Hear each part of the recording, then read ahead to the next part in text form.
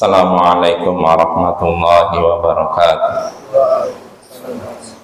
Alhamdulillah wassalatu wassalamu ala rasulillah wa ba'd. Ayohal ikhwah, kita lanjutkan pembacaan kitab Al-Adabul Mufrad karya Imam Al-Bukhari.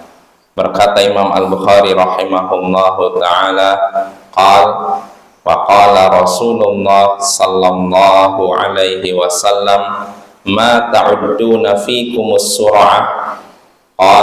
Qalu huwa alladhi la tasra'uhu rijal. Faqala la, walakinna sur'ah alladhi yamliku nafsahu 'indal ghadab.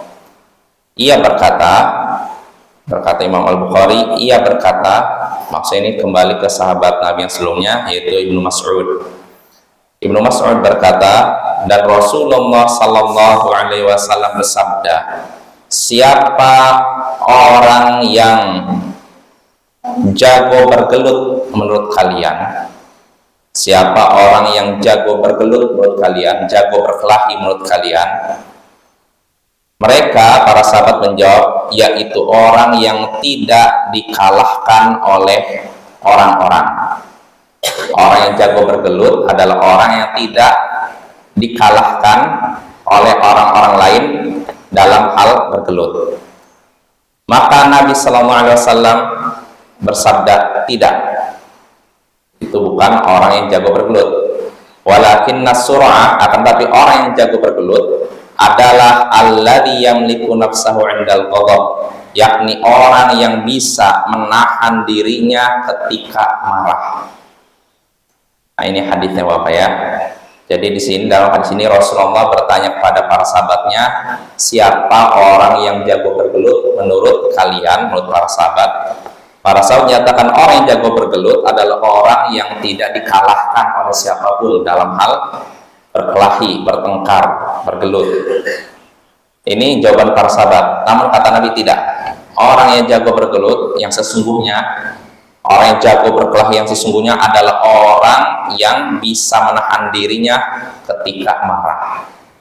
Jadi orang yang kuat yang sebenarnya bukan orang yang pintar berkelahi, bukan orang yang tidak dikalahkan oleh siapapun ketika berkelahi, tapi orang yang kuat yang sesungguhnya adalah orang yang bisa menahan dirinya ketika marah, menahan lisannya supaya tidak mengucapkan kata-kata yang kotor, menahan tangannya untuk tidak menyakiti orang lain. Nah, ini namanya orang yang kuat yang sebenarnya. Nah, ini hadisnya sudah jelas. Dari hadis ini kita bisa mengambil beberapa pelajaran, beberapa faedah. Di antaranya faedah yang bisa kita petik dari hadis ini, orang yang kuat yang sesungguhnya adalah orang yang bisa menahan marahnya. Orang kuat yang sesungguhnya adalah orang yang bisa menahan marahnya dan bukan orang yang melampiaskan amarahnya. Ini faedah pertama. Lalu faedah kedua yang bisa kita petik dari hadis ini juga, keutamaan menahan marah. Ya. Jadi ada keutamaan menahan marah. Kata Nabi, itu adalah orang yang kuat.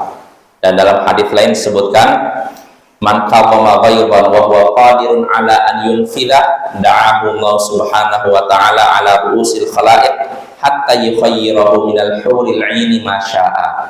Siapa yang menahan marah padahal dia sanggup melampiaskannya. Jadi dia menahan marah bukan karena takut, tapi memang dia sanggup menahan amarah tersebut.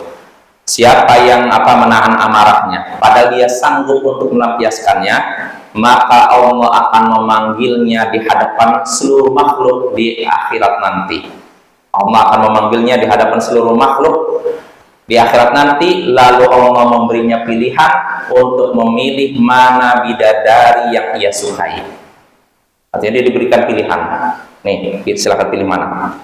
Ini karena apa? Menahan marah ya. Lalu faedah terakhir yang bisa kita petik dari hadis ini, melawan hawa nafsu lebih berat daripada melawan musuh. Melawan emosi diri sendiri lebih berat daripada melawan musuh. Ya, contoh dalam hadis ini kata Nabi, orang yang kuat bukan orang yang tidak dikalahkan oleh orang lain dalam bertarung, bertengkar, enggak. Tapi orang yang kuat adalah orang yang bisa menahan amarahnya ketika sedang bergolak. Ini menunjukkan melawan emosi diri sendiri, melawan hawa nafsu ini lebih berat daripada melawan apa? Manusia atau melawan musuh. Wassallallahu ala nabiyyina Muhammadin wa ala alihi wa sahbihi ajma'in. Wa akhiru da'wana anil hamdulillahi rabbil alamin. Assalamualaikum warahmatullahi wabarakatuh.